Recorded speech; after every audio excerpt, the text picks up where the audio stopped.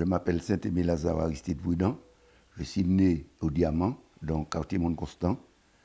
J'ai grandi là, nous sommes à 13, 7 frères, 6 sœurs. Mon père nous a déjà laissé ma mère et mon frère aîné, mais j'ai toujours vécu au Diamant. On est obligé d'aimer un endroit où on est né et on a un bon vie de famille, qui est la famille Saint-Aimé. On n'a pas d'argent, on n'a pas de richesse, mais on a quelque chose de très important chez nous, les Saint-Aimé au Diamant, c'est qu'on est soudés. On est déjà à 9 construits sur le terrain de papa qui nous a laissés, donc c'est quelque chose de très important, d'une grande valeur, et qu'on est né au monde constant, de les quartiers les plus riches en légumes, en famille, donc on ne peut pas laisser le Diamant comme ça. Même si on part, on est obligé de retourner. Quand nous on descendait le dimanche ou le samedi ou le jeudi, puisque c'était le jeudi qu'il y avait les congés, c'était pas le mercredi, eh bien, nos parents nous donnaient des légumes et on attendait arriver les pêcheurs et ils étaient déjà au courant. On faisait un échange.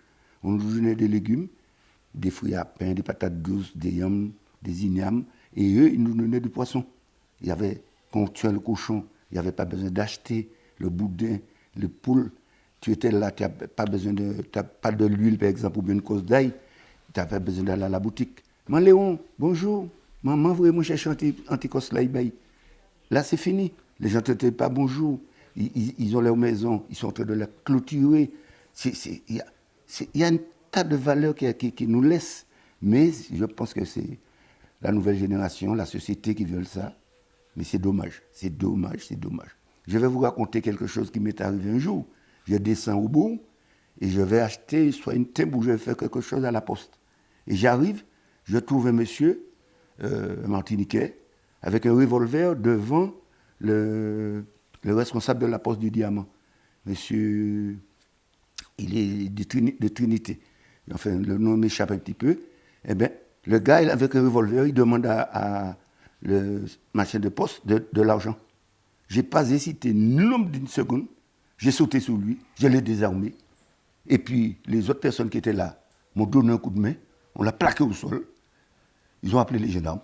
Et puis, en sortant, j'avais une faveur extraordinaire. Les gens étaient contents. De ce jour, ils m'appellent police. Police.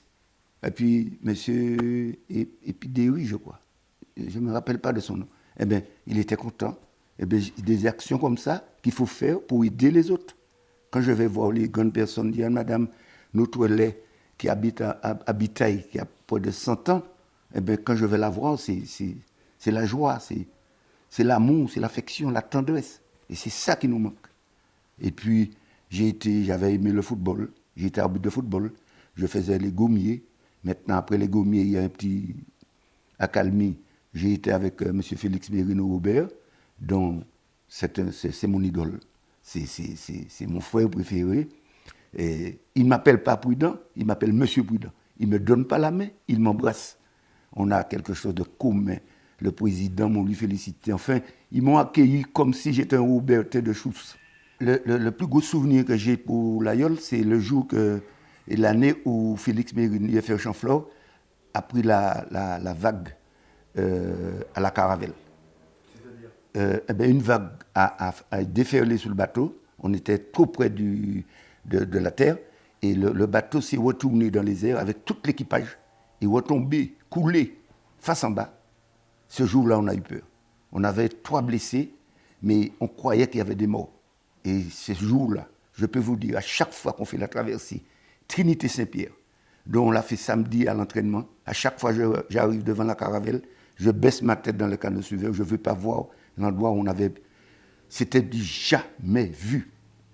Le bon Dieu a mis la main pour nous parce que normalement, il devait avoir au moins 2 morts ce jour-là.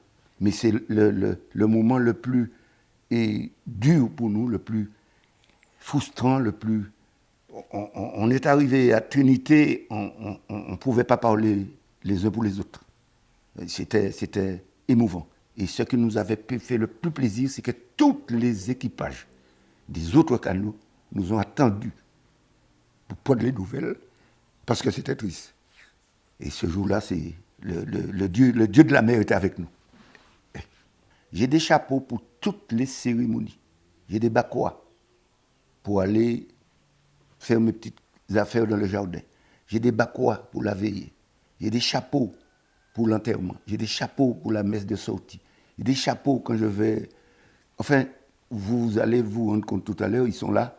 J'ai des chapeaux pour toutes les cérémonies. Et le chapeau est quelque chose de primordial, surtout le bakwa, pour la Martinique, pour la chaleur. Les gens qui travaillaient dans les champs, dans les bananes, dans les champs de canne, il faut toujours avoir votre chapeau pour apporter la fraîcheur pour votre tête. Et quand vous avez des mal de tête avec le bakwa, vous mettez un peu de feuille de coussol au fond du chapeau et vous le mettez dans votre tête.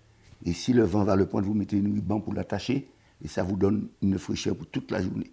Le chapeau est quelque chose primordial, surtout le bakwa, pour les Martiniquais.